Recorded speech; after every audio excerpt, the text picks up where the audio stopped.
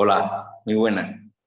Digo que vamos a dar un minutito para que se termine incorporando los que faltan por entrar. Somos ya un grupito interesante. Es un placer volver a estar aquí un domingo por la mañana a las 12. Siempre digo lo mismo, es la hora en la que bebe el Papa. Es decoroso tomarse una copa de vino. No hay... El otro día había un compañero que me decía, ¿por qué no lo hacemos a las 11:30? Y digo, no, a las 11:30 no es decoroso. A las 12 sí. Yo hoy he cambiado de ubicación, siempre nos metemos en la tienda, pero hoy tenemos aquí algún amigo que se ha venido a catar con nosotros, me apetecía no estar solo y era un poco más lógico hacerlo aquí. Vamos a hacer un recorrido por Contubernio 9, se repartió hace 3 semanas ya, si no me equivoco. Me imagino que algunos de vosotros ya os habréis bebido la caja entera, pero tiraréis de memoria, otros habréis preparado alguna botella para seguir la sesión y espero que os resulte productiva. La idea es hacer una cata de los 6 vinos en un orden lógico y hablar de las historias que hay detrás de cada uno de ellos y abrirme también a que me preguntéis lo que queráis. Hay algunas preguntas que ya habéis formulado previamente por WhatsApp y las tengo aquí apuntadas. A medida que avance la cata, la sesión, intentaré ir dando respuestas. Algunas son muy interesantes, algunas es repetida, pero no pasará nada por volver a decir lo que pienso de esos temas, que al fin y al cabo, en algunos casos forman parte de los debates internos que tenemos ahora mismo en el marco de Jerez y son fantásticos porque dinamizan, dan vida, ¿no? Obligan a pensar y a discutir, que es una cosa fantástica en una región elaboradora de vino porque es lo que la va a mantener viva siempre, ¿no? Son y 4, ¿estamos bien? Sí. Aquí me acompaña Portales, que es el compañero que tenemos en la tienda de Herquesita desde hace ya bastante tiempo, nos ayuda con el servicio de los vinos hoy. Víctor Soltero, que además es uno de los componentes, de los ideólogos, de los que están detrás de The Wine Bank, cuyos vinos algunos ya han pasado por Contubernio. Álvaro Barba, que está ahí detrás, chupando cámara. Y antes decía de broma que esto era una forma fantástica de hacerlos aparecer en cámara. Tenemos un teléfono ahí colocado sobre mi ordenador, pero bueno, yo espero que técnicamente sea suficiente. Al final lo importante, lo que tiene que hablar en todo esto es el vino, ¿no? Nosotros hace 3 semanas repartimos una caja de Contubernio 9. Era la 9ª edición de un club de vino que empezamos a trabajar hace ya para 4 años y donde desde el principio pensamos que podíamos hacer un esfuerzo por comunicar qué es lo que estaba sucediendo en el marco de Jerez, tanto en nuevas tendencias como en vinos clásicos. Y donde, como siempre, hemos incluido algún vino de Montilla, porque nos parece que es importante para comprender Jerez, también tener vinos de Montilla por ese contrapunto que representan los vinos de la región cordobesa. Han sido 6 vinos en este caso. Recuerdo que cuando enviamos el número 8, que tenían pues lo que llamamos amenity, y que tenían, parecía poco más un bazar que una caja de vino, ¿no? Un poco con los posavasos, los vasos, y de pronto, después de aquello que nos apeteció, le decía a los compañeros, la próxima va a ser 6 botellas, ¿no? Por reubicarnos. Y así ha terminado siendo. Son 6 botellas exactas de vino, prácticamente sin nada que aparte la atención de lo que de verdad merece la pena, que son precisamente los vinos y los elaboradores que están detrás. Y lo que sí hemos mantenido es ese equilibrio que siempre intentamos tener en cada una de las cajas. Hay 2 vinos blancos, hay 2 vinos de crianza biológica y 2 vinos de crianza oxidativa. Probablemente el equilibrio perfecto. No tiene por qué repetirse siempre, pero es fantástico porque te va a dar una idea de qué es lo que sucede en el lagar, qué obtenemos en las primeras etapas de vinificación en el marco de Jerez. Después, cuál es la versión de lo que hoy se está entendiendo por crianza biológica en su máxima expresión. Para mí, yo creo que para la mayoría de las personas que trabajamos en esta región, la biológica es la gran crianza del marco de Jerez, donde de verdad los vinos adquieren su capacidad máxima de expresar, su mayor diferenciación, su mayor personalidad. Y 2 vinos viejos, porque esta región, afortunadamente, ha conseguido salvar algunas soleras históricas que todavía hoy pueden llegar a nuestras manos con precios pagables, ¿no? Viendo la escasez y los tiempos de crianza que tienen esos vinos, veremos en los próximos años. Siempre digo lo mismo, pero todavía estamos a tiempo de meter en una caja 2 vinos pues de ese nivel, tan viejísimos como los que iban en Contubernio 9. Y sin más, a mí me parece que lo más interesante es ir haciendo ese recorrido que os decía antes, coger las 6 botellas y a medida que vamos hablando de la botella, pues ir comentando qué elaboradores están detrás, cuáles son sus intenciones, qué historias personales hay detrás de cada uno de esos vinos y qué representan en la situación actual del Marcos de Jerez, que me parece que es lo que tenemos que hacer en este tipo de reuniones. ¿Estáis de acuerdo con eso o no? Sí. También los he traído realmente para que digan que sí a casi todo lo que me vaya preguntando. Podéis decir que no en algún momento. A mí, por ejemplo, tenemos delante ahora mismo 2 botellas. Tenemos 2 botellas servidas. Matalianzo Caire de Primitivo Collante y Dulas de Lagar de la Salud en Montilla. Pero han servido, bueno, no habíamos hablado de esto, pero han puesto primero Matalianzo Caire y después Dulas. Para mí el orden es al revés en la cata, ¿no? Yo haría primero Dulas y después Matalianzo Caire. ¿Por qué? Pues fundamentalmente porque la filosofía que hay detrás del vino de Lagar de la Salud es de vino joven, vino frutal, vino no marcado por las crianzas tradicionales del Marcos de Jerez y de Montilla, mientras que en el caso de Matalianz hay un carácter de mayor crianza y hay una contundencia diferente, ¿no?, a lo que sucede con Dula. Por puro orden de cata, yo empezaría siempre con Dula. Lo explicaba en el argumentario. Pequeña bodega de Montilla Moriles, liderado por Fátima Ceballo, que es una joven enóloga sevillana, no cordobesa, pero establecida en Montilla desde hace años, que no solo trabaja en su propio proyecto, sino que asesora a otros, asesora a González Palacio, está en otro proyecto, otra gran bodega de Montilla, y es una persona de quien se habla mucho, ¿no?, porque tiene mucha creatividad, tiene mucha capacidad y tiene una visión muy personal de las elaboraciones de vino y diferente a lo mejor a lo que hasta ahora habíamos conocido en Montilla. A mí me gusta a veces también ponerla en pareja con Miguel Castro Maillo, que también conocéis por Contubernio. Hubo un vino que se repartió, era Ojo y Coillo. Miguel Castro Maillo trabaja en una bodega clásica de Montilla y hace vinificaciones más al estilo montillano clásico, blanco, con fermentaciones en bota, con algo de crianza biológica, y la unión de los dos, siendo 2 personas muy jóvenes, me parece que es fantástica porque ayuda a entender cuál es el punto de partida de los vinos montillanos desde diferentes puntos de vista. En el caso de Fátima Ceballo, la búsqueda de la expresión de los vinos blancos sean o no montillanos, y en el caso de Miguel Castro Maillo, a lo mejor el condicionamiento por los sistemas clásicos de crianza de Montilla y de vinificación de Montilla. Son 2 personas que miran la analogía desde el punto de vista complementario, pero cuyo trabajo en común es fantástico para una región como Montilla, porque con su juventud, con su arrojo, seguramente irán aportando nuevas ideas, irán aportando vida, ¿no?, a la región. Un nuevo replanteamiento, si es que hiciera falta, que no lo sé, a cada uno sabrá hasta qué punto se necesita un nuevo replanteamiento en una zona como Montilla o Jerez. Eso es una decisión que cada uno tiene que tomar. Hay gente que piensa que Jerez es lo que es y no tiene que cambiar para nada. Eso es una decisión de cada uno, como es normal. A mí me parece que, a mí personalmente, me parece que ese tipo de revisiones o de ímpetu de juventud son buenos para la región porque revitalizan. Eso es lo que encontramos en el caso de Miguel y de Fátima, probablemente.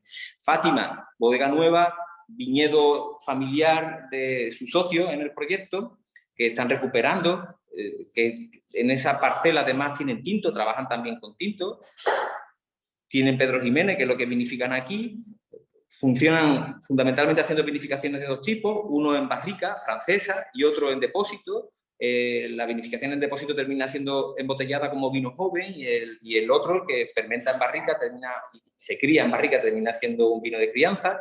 Y nosotros, cuando empezamos a hablar de meter un vino de Lagar de la Salud en la caja, pues hablamos de las cosas que tenían en la bodega y de que les podía resultar interesante a ellos incluir. Y llegamos a la conclusión de que había un vino joven que no iban a embotellar ese año porque era una cantidad escasa y que podíamos buscar un ensamblaje concreto, ¿no? La libertad de decisión de Fátima fue absoluta, como no puede ser de otra manera, porque es la que conoce sus vinos. Y después catamos algunos resultados, nos fuimos decantando por lo que hoy tenéis en la copa. Es una producción pequeñita, las 1.400 botellas que salieron de la unión del vino blanco y de lo que habían sacado del vino de crianza. Se ha traducido en 1.400 botellas que se han repartido a través de Contubernio.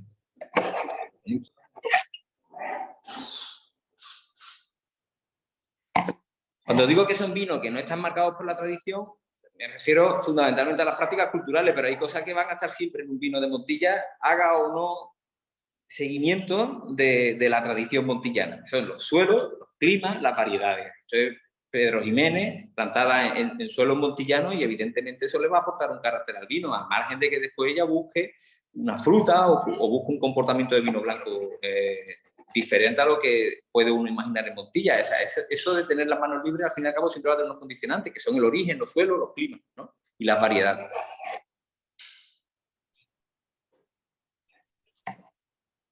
Yo, que voy viendo lo que ponéis por redes, me doy cuenta de que la primera botella que ha abierto la inmensa mayoría de la gente es la cara de la salud de Tuna. Con cierta lógica. Contrapuestamente, en la otra copa, la tengo allí, sí.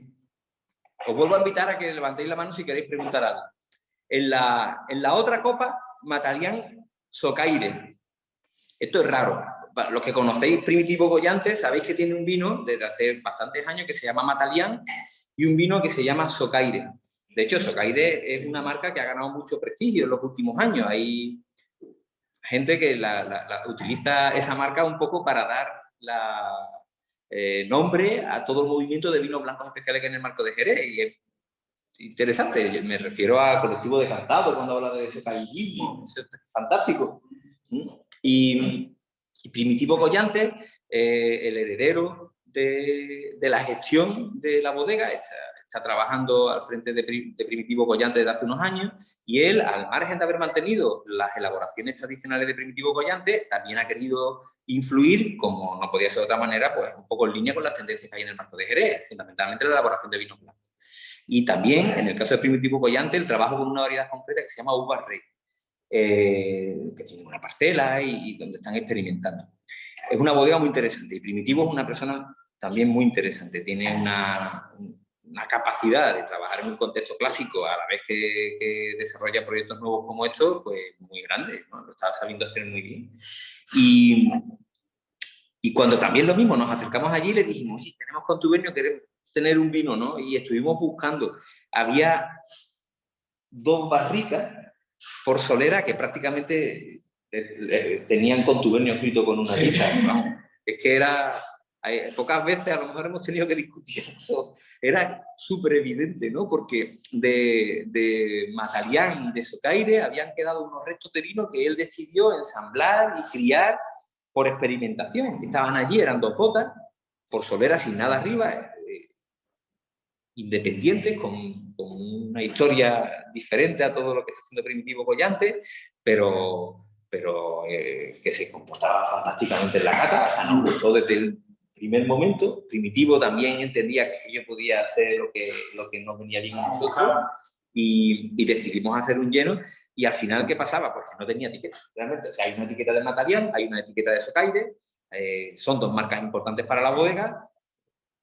Como siempre, la marca que tiene que estar detrás del vino es la del bodeguero. Nosotros no hacemos marquismo, no es lo que nos interesa. Nosotros intentamos dar relevancia a algunos proyectos que tienen bodegas, y en algunos casos hacen sacas concretas para contubernio o hacemos selecciones, ¿de acuerdo? Pero siempre en colaboración con el bodeguero, que al fin y al cabo es el responsable al 100% de lo que hace en su bodega. Y la solución respecto a la etiqueta no pudo ser otra que sumar las 2 marcas, ¿no? Un Matalián Socaire, hecho el proceso para la caja, con el tiempo que teníamos, ¿no? Pienso que quedó una etiqueta divertida, algo que era coherente con lo que hacía la bodega y que vestía un vino que era pura honestidad, en el que íbamos a intentar transmitir exactamente lo que Primitivo había hecho al meter aquellos vinos en la bota, sin cambiar ni una coma del argumento que obtuvimos aquel día en la visita. Era 2 vinos que se embotellan de manera diferente, Matalián y Socaire, y sobre los que él en algún momento decide hacer un lleno de 2 barricas para criarlo de manera ensamblada, con un tiempo. Cuando nosotros llegamos el vino estaba perfecto en esa bota y prácticamente sin filtrar se cogió y se metió en las botellas que han ido para contubernio. El color, como no puede ser de otra manera, comparativamente con Dula, es mucho más dorado, hay un amarillo más intenso, un amarillo más pálido en el caso de Dula. En el caso de Matallán Socaire, evidentemente el tiempo en barrica le ha aportado ese tono de color un poco más intenso. Una nariz que sí que te va a llevar más a crianzas tradicionales del marco de Jerez y contrapuestamente a la fruta tan perceptible que hay en Dula, y una boca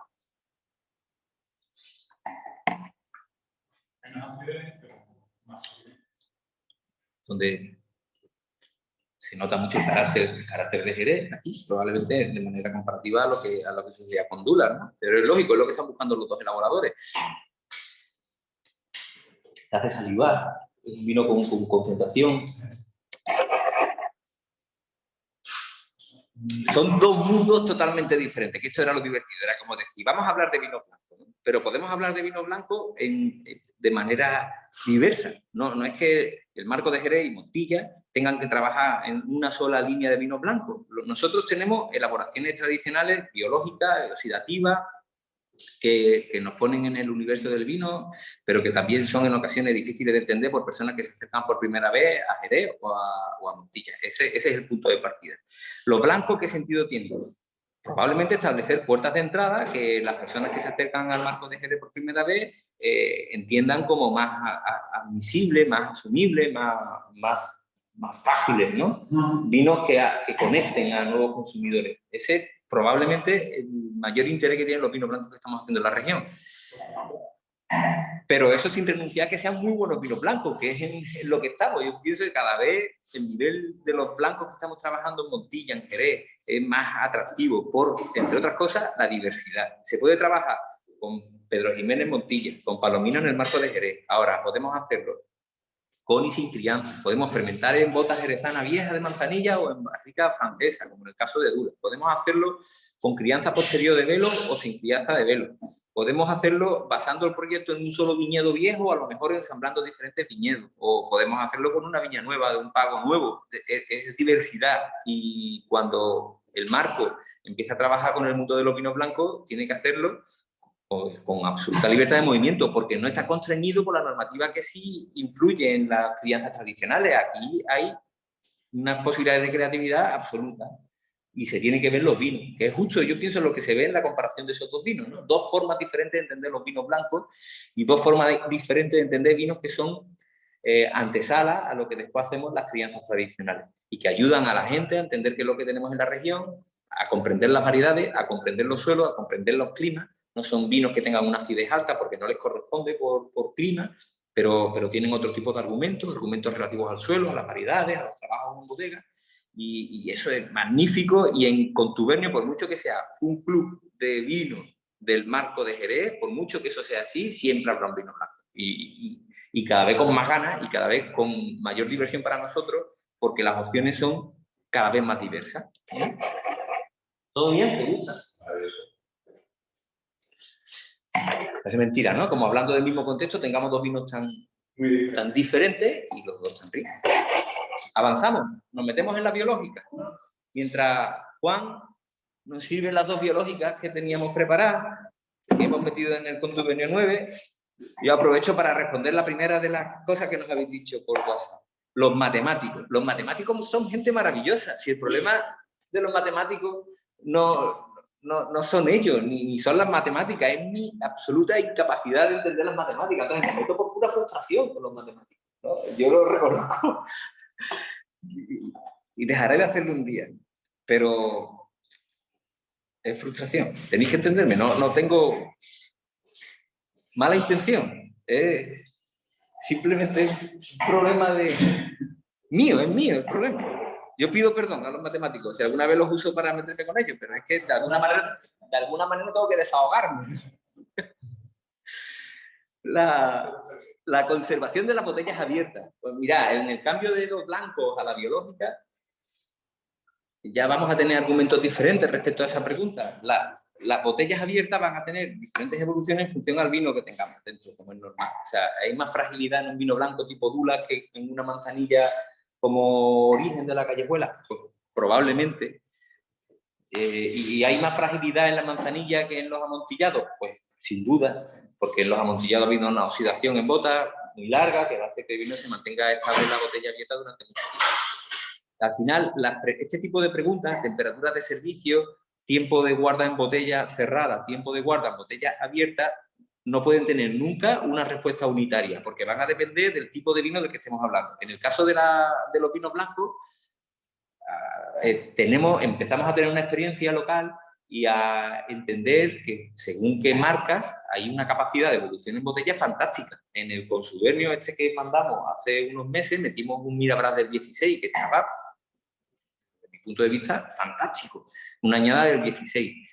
¿Y eso se va a dar siempre con los vinos blancos del marco de Jerez? Pues no, dependerá de la marca, de la forma en la que haya trabajado la bodega, del viñedo que hubiera detrás de ese vino, de cualquier argumento común a los argumentos que tendría cualquier zona del mundo cuando habla de la evolución de un vino en botella. Es que al final ahí estamos hablando de condiciones idénticas, ¿no?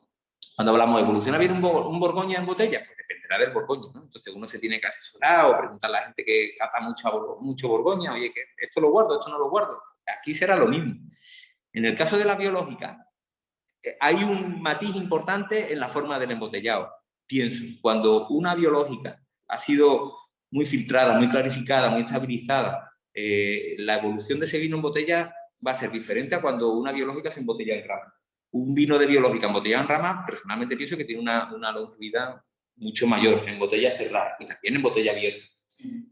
Y en el caso de las oxidativas son vinos casi destructibles. Cuanto más vieja la oxidativa, pienso, menos interés de guardar en botella, porque una oxidativa en botella no va a evolucionar especialmente hacia nada, es un vino muy estable, y la ventaja, sin embargo, es que a botella abierta es indestructible. Se puede tener un vino viejo abierto meses probablemente y no va a haber un problema con la evolución de esa botella. O sea, pregunta lógica, pero respuesta obligatoriamente diversa. Tenemos dos vinos. Me ha puesto a la izquierda Origen y a la derecha Orleans.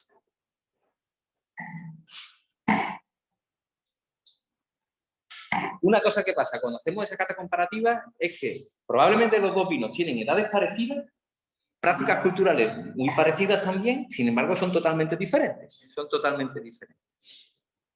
Hablando de los bodegueros, la Callejuela lo conocéis de sobra porque ya ha entrado en varias ocasiones en contubernio y son una bodega amiga con quien disfrutamos cada vez que trabajamos. Son Paco y Pepe, que están al frente, que son viticultores, tienen 20 hectáreas de viñedo, la vinifican en sus propias instalaciones, una bodega lagar que está cerquita de San Lucas, y donde, aparte de las crianzas tradicionales, tienen también experimentaciones de muchos tipos. Aquí ha entrado añina en 2 ocasiones, de pago, hay vinos de añada, trabajan con vinos de añada, trabajan con vinos de pago, trabajan con blancos con crianza, blancos sin crianza, y han conseguido una forma de entender su bodega que para mi gusto es ideal, porque respetan la tradición, y un ejemplo clarísimo es esta manzanilla Origen, y por otro lado están centrados en la investigación, en la experimentación, y asumen que forma parte del trabajo de cualquier bodega el estar siempre viendo hacia dónde se va en la región, ¿no? El futuro, a interpretar el futuro. Aparte de que ya hemos pasado un poco por todo con la Callejuela, en este caso nos apetecía poner un vino de método. El método de crianza biológica es el grandísimo método de crianza biológica, es una maravilla. Nosotros cogemos un vino base, los blancos que hemos visto antes, los metemos en una barrica con prácticas culturales que hemos ido desarrollando durante 200 años y obtenemos unos resultados que son únicos a nivel mundial.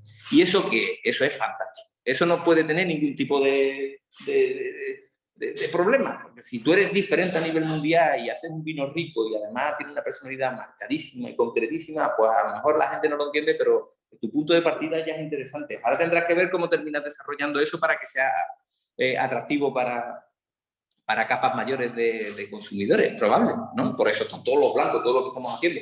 Pero ese tipo de crianza, el método de crianza biológica en San Lucas, en Jerez, en el Puerto de Santa María, en Montilla, no está en revisión. Es que eso es maravilloso. Probablemente, yo no sé, esto habrá que verlo con la experimentación, pero a lo mejor a través de los vinos blancos no vamos a llegar nunca a las cotas de diferenciación y de calidad que llegamos con una manzanilla pasada, a lo mejor. Es que estamos haciendo crianzas alternativas porque es necesario para nosotros como región y tenemos que investigar, eso es evidente.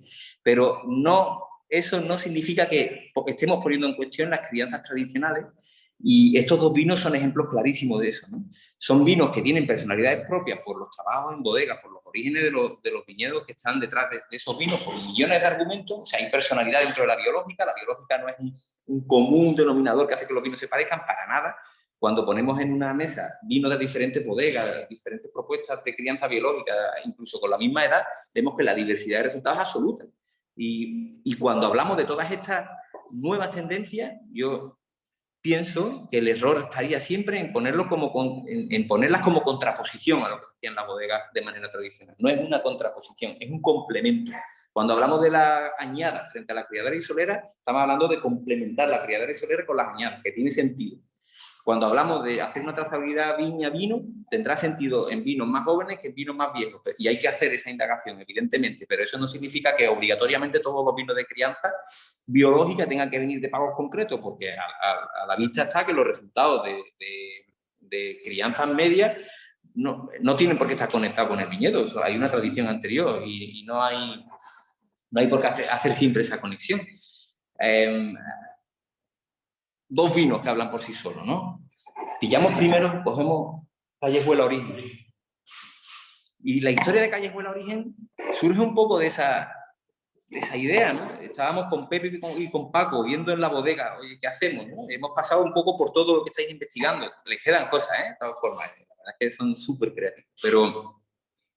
Pero ese día, pues nos apetecía, nos lo pedía el cuerpo, pasábamos por la solera de su manzanilla y ahí nos quedábamos. Y cada vez que hacíamos un descanso nos tomábamos un poquito de manzanilla, de biológica de esta edad media, de este vino de bota que era fragante, que era maravilloso. Y al final, después de dar unas cuantas vueltas, aquel día el cuerpo nos pidió seleccionar una manzanilla como esta, ponerle una botella sencilla y hablar de la honestidad de una criadera y solera y de lo inmenso que son estos vinos que dependen de la tradición y del saber hacer de las personas que están detrás.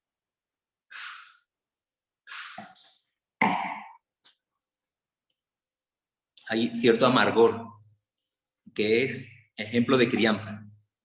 Ese amargor, a mí cuando recibo visitas aquí en bodegas, sabéis que trabajo en Barbadillo y recibo a veces muchas visitas allí y recibo visitas de gente que son expertos del mundo del vino y de gente que no ha pisado nunca una bodega de Marcos de Jerez, ¿no?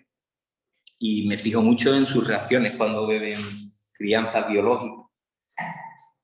Y cuando estamos en estos tonos así amargos, a veces la gente te pregunta, ¿no? Esto está amargo. Y yo digo, afortunadamente. Es como, es lo que estamos buscando. O sea, es el fin del proceso, probablemente. Esa sensación salina, ese amargor, esa sensación ligera en boca que te hace salivar y con un carácter totalmente diferente a lo que vas a encontrar en otros vinos del mundo, te puede resultar extraño, pero es justo lo que nosotros estamos buscando. Si fuéramos ahora aquí a la barra, que habrá 30 o 40 personas con un vaso, con una copa, cada uno con su copa y con su vaso, y va a faltarnos un día ponerle el nombre al vaso y a la copa porque cada uno quiere la que cada día usa, ¿no? Pues evidentemente cuando se mete este vino en la boca, ninguno va a torcer gesto porque esté amargo. No es que entiende que es amargo, es que tiene que ser. Otra cosa es que nosotros, para que la gente entienda ese amargor, que es un final de un proceso, es el ejemplo máximo de una crianza biológica, para que entienda eso establezcamos puentes nuevos, ¿no? Blancos, espumosos, añadas que pueden hacerlo más atractivo en ciertos segmentos, hablamos de marketing en muchos casos. Eso es lógico, pero esto no está en revisión, esto es fantástico. Esto es con lo que yo me he alimentado toda la vida y tú también, Víctor, que estos son todos andaluces, nadie es perfecto, pero a nosotros desde chicos en nuestras fiestas lo que nos han dado han sido estos vinos, claro, a nosotros no nos asustan, ¿no? Pero tenemos que ser también como región inteligente para hacer comprensible esta región a otras personas que se acercan por primera vez y que necesitan que se lo hagamos fácil, ¿no? Y también al sumiller, que intenta ponernos en un maridaje y que no necesariamente tiene que poner el sabor del precipicio. Hay que darle cosas que tengan carácter jerezano, pero que a lo mejor no sean excesivamente exigentes. Ese es el contexto. Ahí estamos. Ahora, ¿eso significa que la crianza biológica, el método de crianza biológica esté en entredicho? Absolutamente para nada. Sería un error de libro. Esto es lo máximo a lo que aspiramos. A mí, más manzanillas, finos, con marcas grandes, que que además militamos en ellas, ¿no? Yo milito en algunas marcas, son como, yo soy del Betis y de alguna marca de manzanilla, es igual, porque sería de publicidad, ¿no? Pero forma parte de nuestra cultura hasta el punto de que, yo qué sé, yo ¿por qué no sé de tatuarme nada? Pero si me tuviera que tatuar algo sería seguramente una marca de cierta manzanilla que tengo en la cabeza, que no la voy a decir.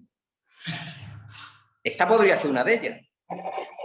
Callejuelas maravillosas y la manzanilla, de método, biológica, crianza biológica, sin añada, sin un pago concreto. Es la máxima expresión de la crianza biológica a nivel mundial. ¿Estamos de acuerdo o no? Sí, totalmente.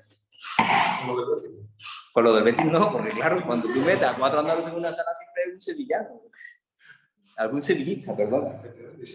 Sí, se puede ser sevillano bueno, sevillano malo.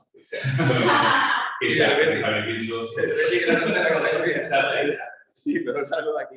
Que nunca sabemos qué es. O sea, perdón a los sevillistas. Yo qué sé, uno nació, mi abuelo era de Sevilla, mi padre del Betis. Yo puedo meterme con los sevillistas porque tengo incluso uno en la familia. Seguimos. Orleans. ¿Cuál es el argumento detrás de Orleans? Uno es coincidente con lo de la Callejuela ahora mismo. Criadera, solera, vino de larga crianza biológica en una bodega sanluqueña, con respeto a la tradición, con botas viejísimas, con tiempo, con paciencia y con saber hacer, ¿no? Eso es coincidente. Ahora, después hay un montón de argumentos diferentes, claro. Pues en el caso de Callejuela, ellos tienen su propio viñedo y hacen su propia cosecha. En el caso de Orleans, es una empresa muy grande y tienen suelos de albariza en una finca que se llama Torrebreva, pero ahora mismo no tienen viñedo, ¿no? Entonces, es una bodega que refrescan, alimentan con vinos base, vinos jóvenes que compran a otras empresas. Pero después allí tienen un tiempo prolongado de crianza en una solera que no es de nueva constitución, es una solera muy antigua, o esta bodega se funda en 1940, si no me equivoco. Puede bailar alguna.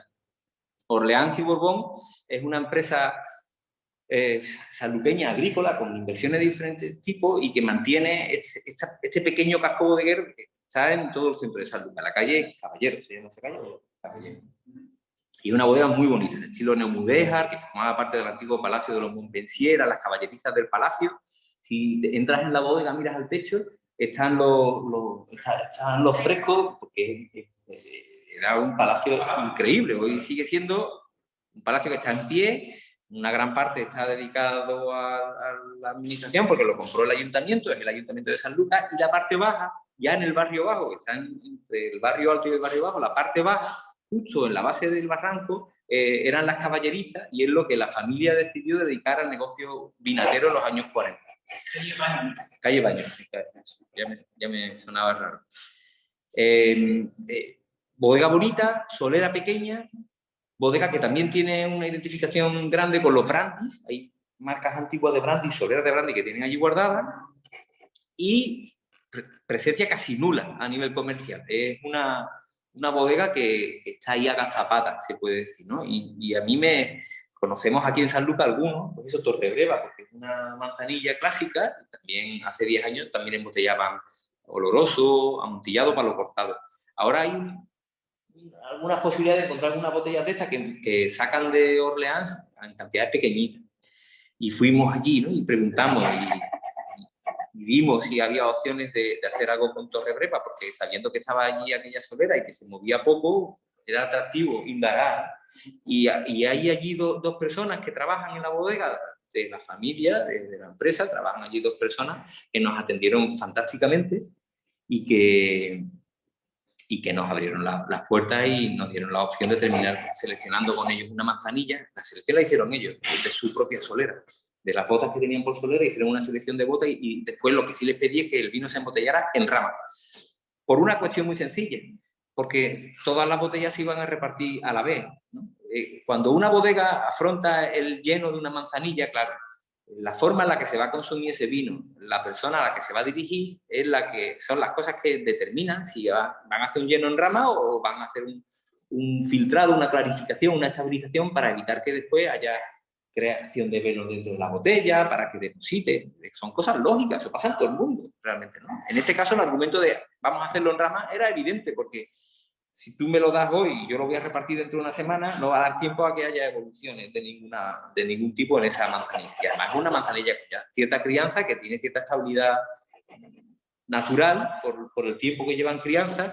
Y después, ¿qué pasa? Porque yo sé que vosotros, todos vosotros, cuando recibís una botella de esta, vais a saber cómo tratarla. O sea, no la vamos a dejar a una temperatura elevada, no la vamos a abrir, después la vamos a dejar a temperatura libre, porque eso es malo para la estabilidad del vino.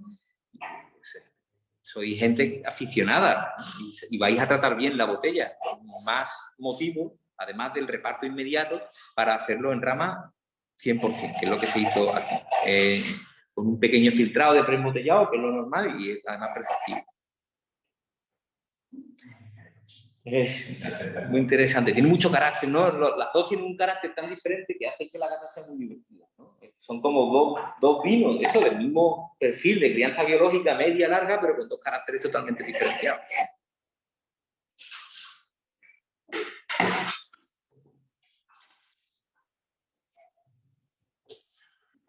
Hay una salinidad preciosa, mucha salinidad. En origen yo veo hoy un poco más de amargor, aquí veo más salinidad. Haced la prueba vosotros, disfrutarla. O sea, yo no sé cuántos de vosotros bebéis manzanilla habitualmente. Ojalá fuerais muchos, ¿no? Pero entended que para nosotros esto es el sumum de la crianza. Es donde de verdad cogemos un vino base de un suelo concreto que es la albariza, con una variedad concreta que es la palomino, pero después trabajamos ese vino base durante años, durante 4, 5, 6 años en la bodega, de manera súper artesanal. A veces se puede pensar que Jerez en ciertas bodegas grandes es industrial, y yo siempre digo industrial, no, es grande, pero es artesanal. Aquí la tecnología apunta a un motorcito de los años 50 que hace el otro trasiego, ¿no? Eso es como, bueno, es grande, pero es artesanal. Aquí solo hay artesanía y hay tradición. Y el resultado es lo que tiene que ser: dos vinos magníficos, que a lo mejor requieren cierto esfuerzo para ser comprendidos en las etapas iniciales de acercamiento al marco de Jerez, pero que es la máxima expresión de la crianza biológica y, por tanto, de lo que Sanlúcar Jerez aporta al mundo de la enología. ¿Estamos de acuerdo con eso o no? Totalmente.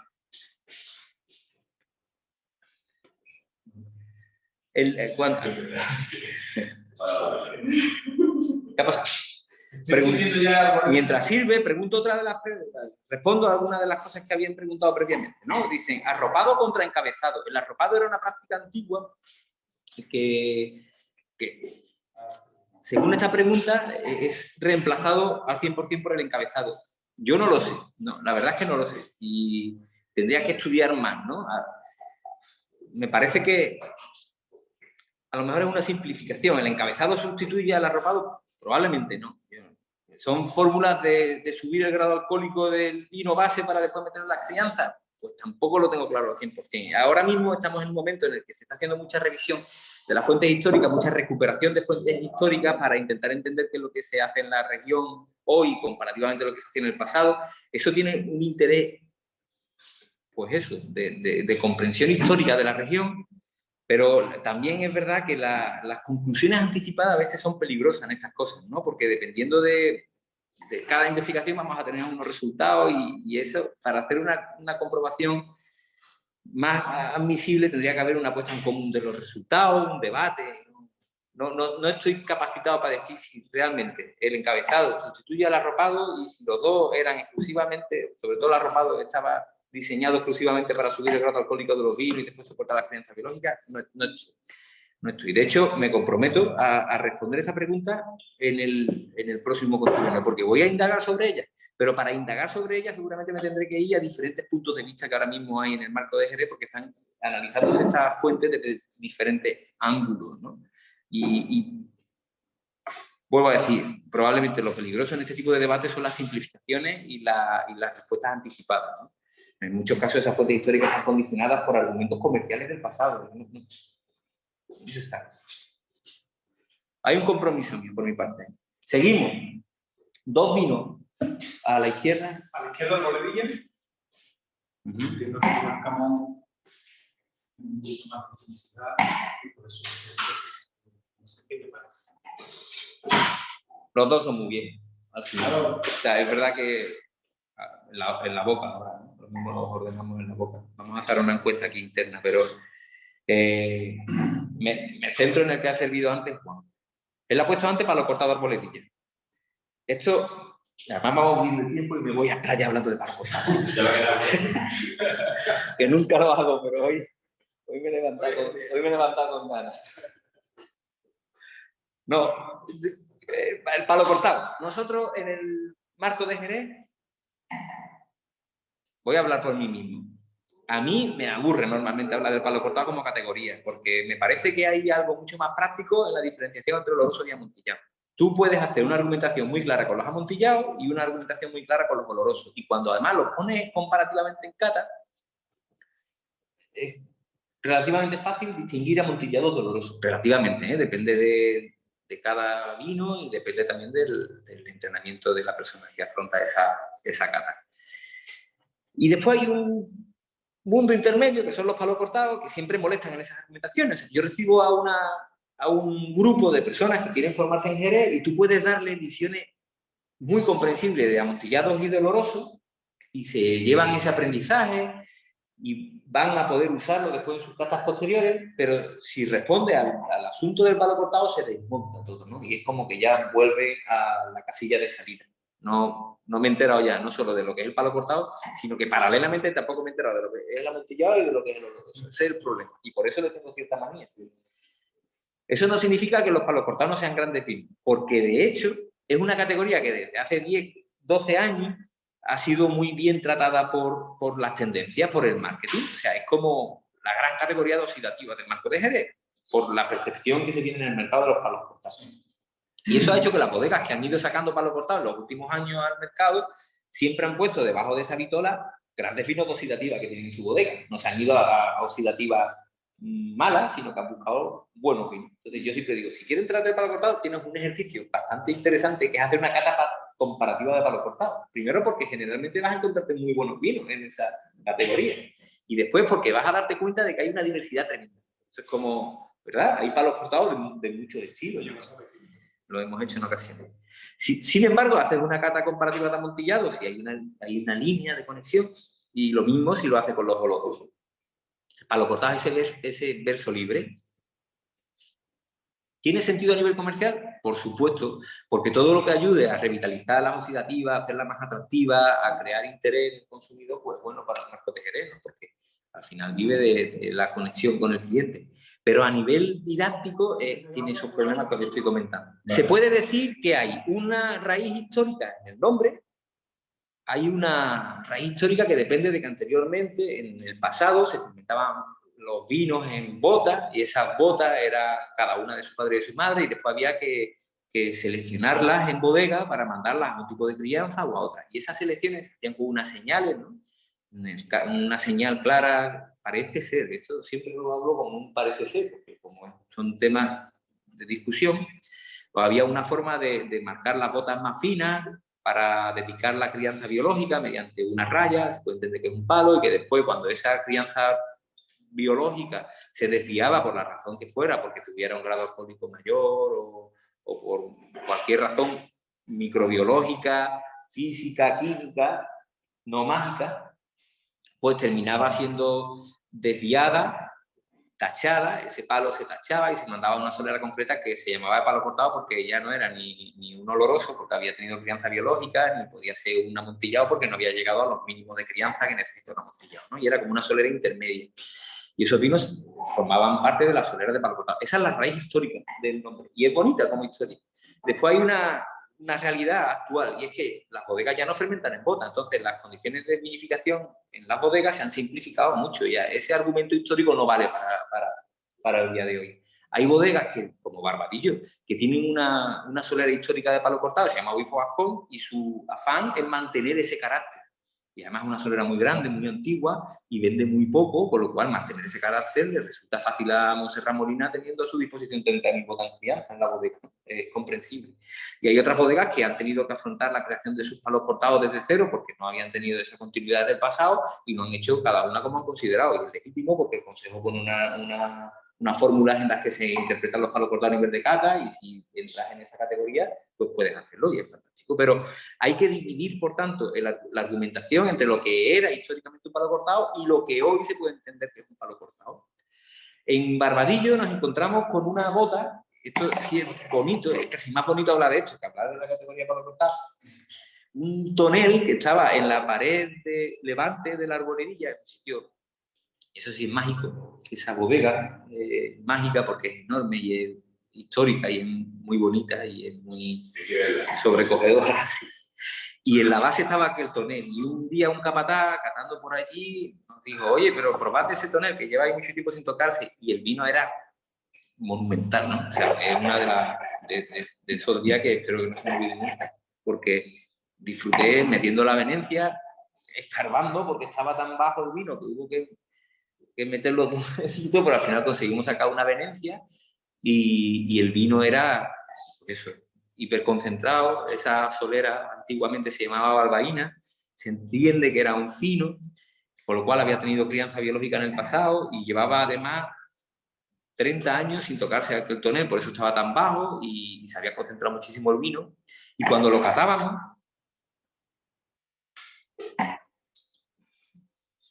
Monse y yo, compañeros de la bodega, compañeros con los que compartimos el vino después en cata, después de aquel día, siempre teníamos las dudas, ¿no? Pero esto es un amontillado, la evaporación y la concentración, esa forzada que ha tenido por no haber estado refrescado durante años, lo ha convertido en otra cosa, y al final terminamos poniéndole palo cortado en el contexto de cago en desastre. O sea, ese vino que no es ni una cosa ni es la otra, ¿no? Pero que tiene un carácter organoléptico que según el Consejo Regulador se puede entender que es un palo cortado, es un vino magnífico y nos parecía que entraba en esa categoría y así terminó llamándose. De esta forma, en la bodega hay dos palos cortados ahora mismo. Hay uno que es Obispo Gascón, una solera histórica que se embotella en cantidades pequeñitas, y una bota única que se ha embotellado como palo cortado, que antiguamente sería un amontillado fino, pero que con los años de concentración ha tenido ese cambio de estructura en boca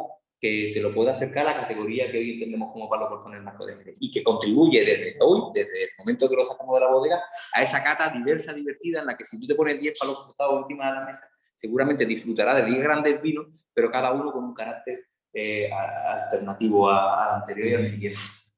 ¿Me explico o no? Sí. Y fuera de todo esto, ¿importa que sea palo cortado, amontillado, oloroso? Si os gustan los vinos viejos del marco de Jerez, a mí personalmente no demasiado. O sea, yo disfruto el vino porque me gusta esa concentración, esa sensación de salivación que te provoca. Y al margen de que hablar antes de las biológicas como el sumum de lo que hacemos en crianza en el marco de Jerez, están las oxidativas. Para que se haya adentrado en ella, probablemente ya no hay una vuelta atrás. Siempre estás buscando ese poquito más de intensidad, esa boca un poco más concentrada, esa nariz un poco más personal. Y aquí, en cada bodega, hay botas viejas y hay una riqueza de vino viejo grande, grande todavía.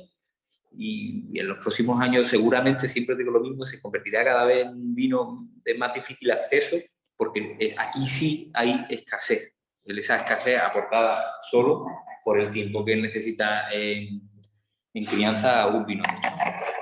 Se hicieron 2000 botellas de este vino porque se vació la bota. ¿Por qué se vació la bota? Porque se entiende que la criadera y solera es un sistema de crianza paulatina en la que tú vas mezclando vinos más jóvenes con vinos más viejos y cuya solera siempre es el carácter de la marca que tú quieres embotellar, y mantienes ese carácter mediante mezclas, ¿no?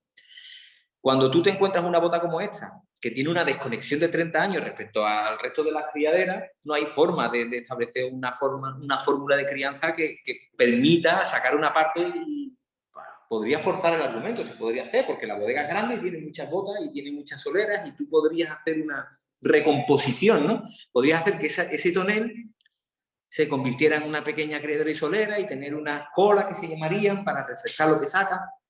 Pero había tanta diferencia en este vino respecto a lo demás que parecía lógico vaciar completamente la barrica, que es lo que se hizo. El otro.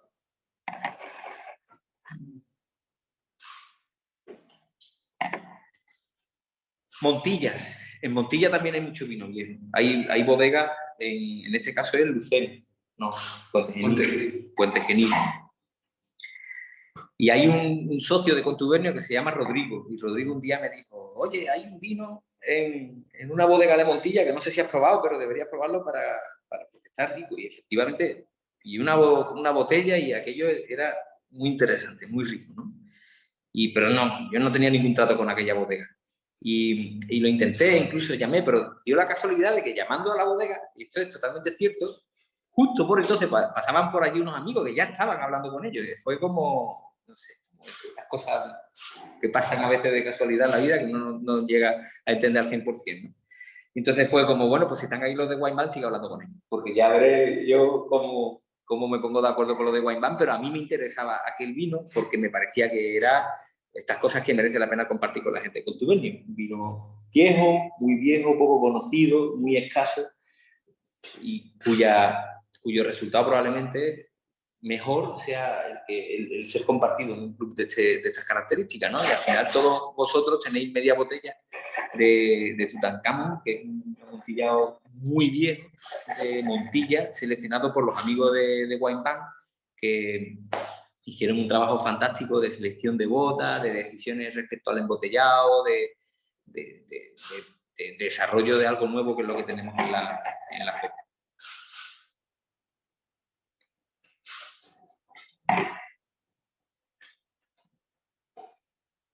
Volvemos a lo mismo. Parece que hablamos siempre de categorías que están parecidas, ¿no? Amontillado viejo, palo cortado viejo, y no tienen nada que ver los dos vinos. O sea, son como vinos totalmente diferentes, como si fueran dos mundos independientes, ¿va?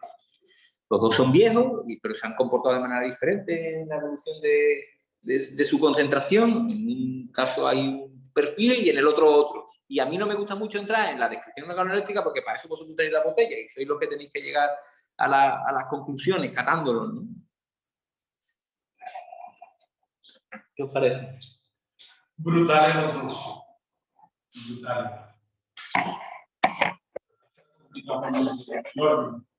Sí. Porque son muy extremos.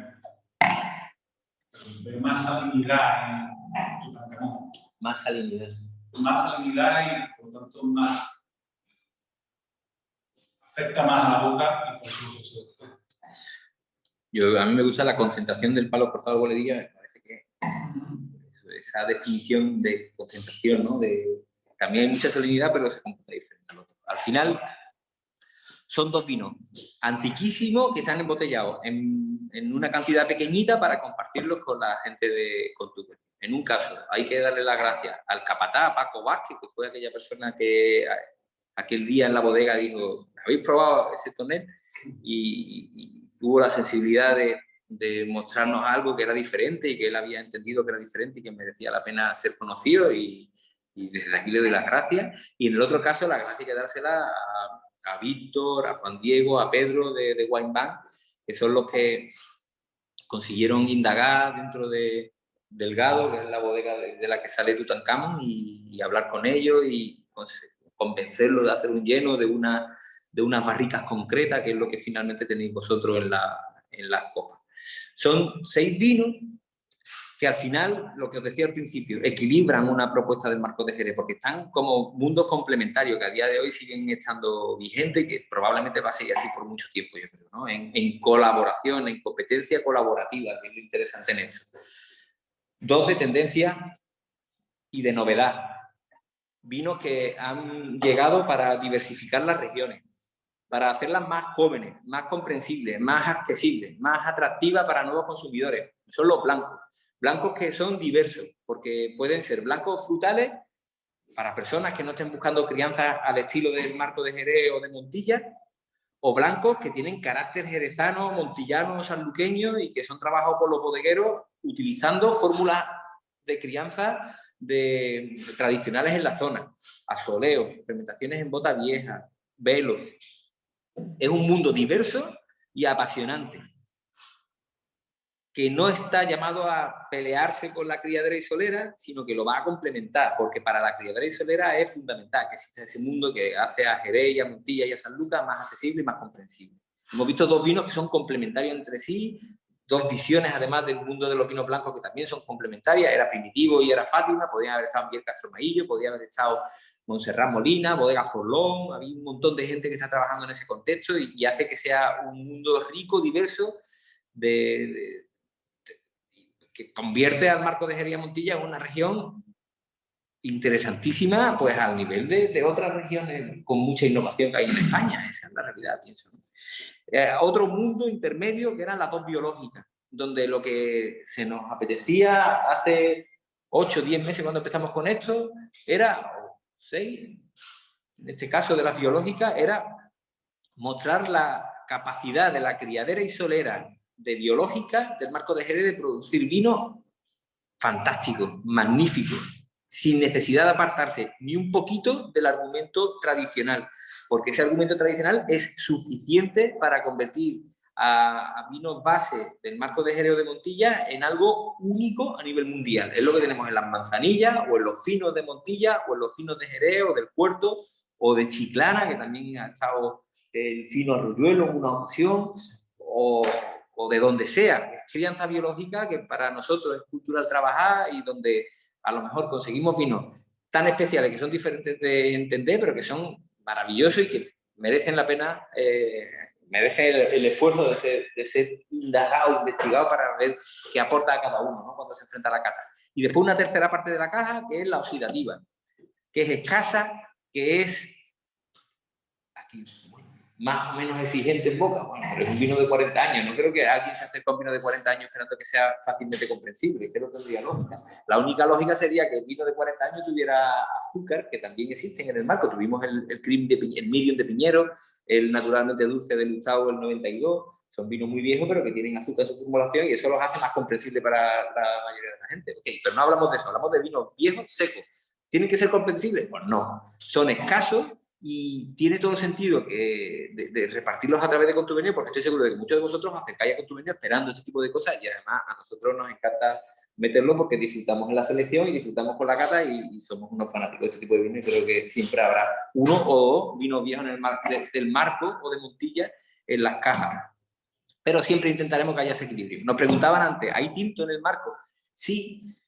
Los hay, los metemos en contubernio cero, los metemos en consubernio, no sé si ha habido, los metimos en algún contubernio inicial, son tintillas fundamentalmente, que es la variedad autóctona del Marco de Jerez, y hay muchas marcas y bodegueros que están indagando con esa variedad y haciendo tintos que son muy interesantes, y a lo mismo algún día, no lo sé.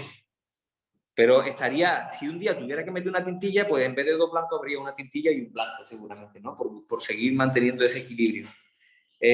Las variedades en el Marco de Jerez autorizado ahora mismo son Palomino, Pedro Jiménez y Moscatel.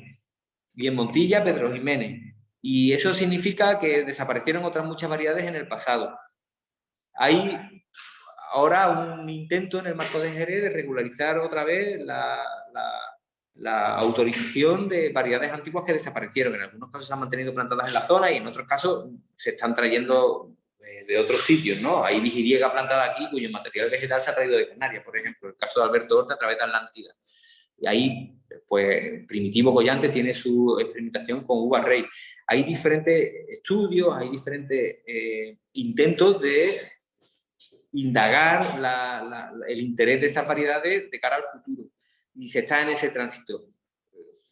¿Desaparecieron por motivaciones comerciales? Pues probablemente. Y por motivos de sanidad, de viticultura, quién sabe, ¿no? Sería seguramente muchos argumentos los que convergerían para que terminaran saliendo esas variedades en el pasado de la foto de Jerez. Pero es verdad que a día de hoy hay un debate importante, incluso liderado por el Consejo Regulador, para dar entrada a esas variedades antiguas de nuevo en los reglamentos del Consejo. Yo creo que lo tengo todo contestado. ¿Ha habido alguna pregunta? A ver. Bueno, han preguntado un poco al hilo de lo que estabas comentando que se diferencian 2 grandes ramas en los clásicos del Marco, que son los que han tenido algo de biológica y los que solo han tenido oxidativa. Se preguntaba Paco si abundan los palos cortados de origen oxidativo. Yo más o menos he contestado que apuntar no abundan, pero existir sí. Al final, todos los palos cortados tienen una fase prolongada oxidativa, es obligatorio para pero la duda está en si al principio han tenido biológica o no han tenido biológica. Y también es verdad que cada bodega al final ha llegado a sus propias conclusiones respecto a cómo elaborar los palos cortados dentro de sus casas y que la respuesta es diversa, ¿no? Mientras que no es diversa en el caso de los amontillados y de los olorosos, donde los argumentos están perfectamente definidos, en el caso de los palos cortados sí que existe esa diversidad de respuestas. ¿Y qué más? Pues un poco de resumen. Nosotros hemos repartido 9, estamos agradecidos a todos por haber recibido esa caja, abrirnos la casa a las 6 botellas y ser tan amables como sois, tan... De verdad, nunca estaremos lo suficientemente agradecidos porque nos tratéis tan bien. Nosotros intentamos hacerlo bien, intentamos ser muy sensibles, intentamos ser serios en el trabajo de selección de las muestras, intentamos meter lo mejor que se nos ocurre en esa caja. Solo somos serios en ese momento, el resto del tiempo nos dedicamos a reírnos. Pero queremos dar las gracias siempre por abrirnos la casa y ser tan amables con nosotros. Estaremos trabajando en un contubernio de 10 de aquí a septiembre, que se repartirá a principios de septiembre, cuando hayáis vuelto todos de las vacaciones. Confiamos en que este verano sí que haya unas vacaciones normales, ¿no? Y que podáis ir cada uno donde os dé la gana, sin ningún tipo de limitaciones, y que superéis esa etapa estival con ganas cuando lleguéis a vuestra casa de encontraros una cajita de contubernio 10 en la que volveremos a poner un montón de cariño, ¿no? Unos más que otros, también es verdad. Y que por mitad de septiembre también estaremos en Madrid en una fiesta que estamos organizando, centro de Madrid, no vamos a decir nada más, no es que sea una rave, pero por ahí andará. Eso es, y que iréis recibiendo información sobre todo esto. Lo último, invitaros a que nos escribáis cada vez que tengáis alguna duda o alguna inquietud o algún interés en comunicarnos lo que queráis, porque al fin y al cabo trabajamos para vosotros y ahora con todas las posibilidades técnicas que hay al alcance de cada uno, pues estamos hiperconectados. Un placer. Os voy a enseñar a estos, que empezaron todos muy serios, pero han ido bebiendo y ahora siguen ahí más o menos serios.